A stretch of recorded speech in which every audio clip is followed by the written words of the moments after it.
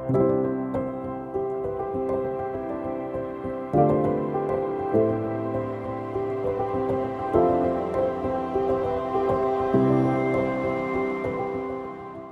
का शहर भोपाल, तालों का शहर भोपाल, एशिया की सबसे बड़ी और छोटी मस्जिद का शहर भोपाल।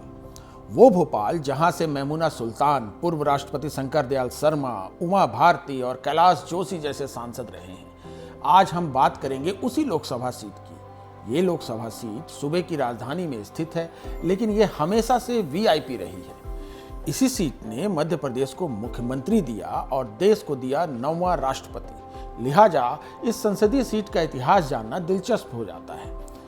हम इस पर तफसील से बात करेंगे, लेकिन पहले फटाफट नजर डाल लेते हैं भोपाल के खुद के इतिहास पर।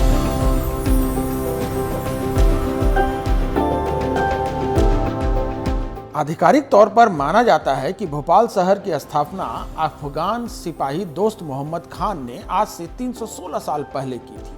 आज़ादी के पहले भोपाल हैदराबाद के बाद देश का सबसे बड़ा मुस्लिम राज्य था। दिलचस्प ये है कि साल 1819 से लेकर 1926 तक भोपाल पे 4 बेगमों ने राज किया। कुदसिया बेगम इसकी पहली महिला शासक थीं और अंतिम महिला शासक सुल्तान जहां बेगम रहीं। इस दौरान रियासत जमकर फली फूली। मुस्लिम शासन होते हुए भी राज्य के अहम पदों पर हिंदुओं को स्थान मिलता रहा। इसी दौरान यहाँ रेलवे और डाक विभाग को लेकर के भी अहम काम हुए। साल 1903 में ही भोपाल में नगर निगम की स्थापना हो गई थी।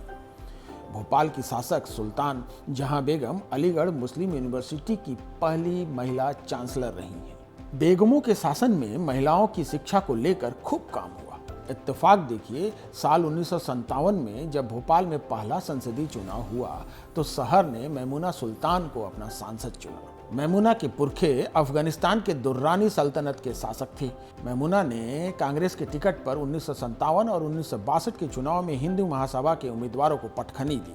हालांकि बाद में 1967 में हिंदू महासभा के ही जे.आर. जोशी ने उन्हें इसी सीट पर हरा दिया, जिसके बाद कांग्रेस ने मैमुना को राज्यसभा से संसद में भेजा। बहरहाल, आगे बढ़ने से पहले आप ये भी जान लीजिए कि भोपाल की डेमोग्राफी क्या है। भोपाल की कुल आबादी में 56% हिंदू और 40% मुस्लिम हैं। यहाँ मतदाताओं की संख्या 20 लाख से ज़्यादा है। इस संसदीय सीट पर 7 विधानसभा सीटें हैं। इसमें बैरसिया, भोपाल उत्तर, नरेला, भोपाल दक्षिण, पश्चिम, भोपाल मध्य, गोविंदपुरा और हुजूर शामिल हैं।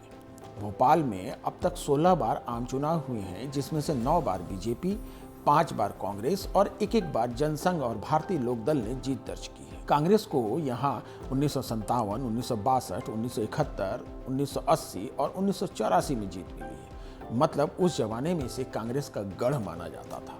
लेकिन भोपाल गैस कांड के बाद यहाँ की सियासी तस्वीर बदली और तब से लेकर अब तक, यानी 1979 से लेकर के 2019 तक यहाँ बीजेपी को जीत मिलती रही है। यानी ये कहा जा सकता है कि अब ये सीट बीजेपी का मजबूत गढ़ बन चुकी है। इसकी तस्दीक हाल ही में हुए विधानसभा चुनाव के परिणाम भी करते हैं। यहाँ 7 विधानसभा सीटों में से फिलहाल 5 सीटें बीजेपी के पास हैं और 2 सीटें कांग्रेस के पास हैं। वैसे भोपाल सीट पर संसदीय चुनाव का इतिहास देखें तो सुशील चंद्र ऐसे नेता रहे हैं जो 1979 से लेकर 1998 तक लगातार 4 बार यहाँ के सांसद रहे हैं। 2 बार मैमुना सुल्तान, शंकर दयाल शर्मा और कैलाश जोशी ने भी इस सीट का प्रतिनिधित्व किया है। साल 2019 यानी पिछले चुनाव में यहाँ से कांग्रेस के वरिष्ठ नेता और पूर्व मुख्यमंत्री दिग्विजय सिंह मैदान में थे और उनके सामने बीजेपी ने प्रज्ञा ठाकुर को उतारा था। मुकाबला कड़ा हुआ, लेकिन अंत में अपना पहला चुनाव लड़ रही प्रज्ञा ठाकुर ने दिग्विजय सिंह को 3,64,000 वोटों के अंतर से हरा दिया।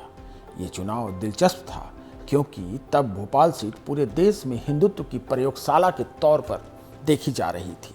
प्रज्ञा ठाकुर तो भगवा वस्त्रधारी थी ही, दिग्विजय सिंह के समर्थन में भी सैकड़ों साधु संतों ने भोपाल में डेरा डाल दिया था। दिग्गी राजा के लिए तो कंप्यूटर बाबा ने बाकायदा यज्ञ भी किया था, पर नतीजों ने भोपाल की जनता का रुख साफ कर दिया।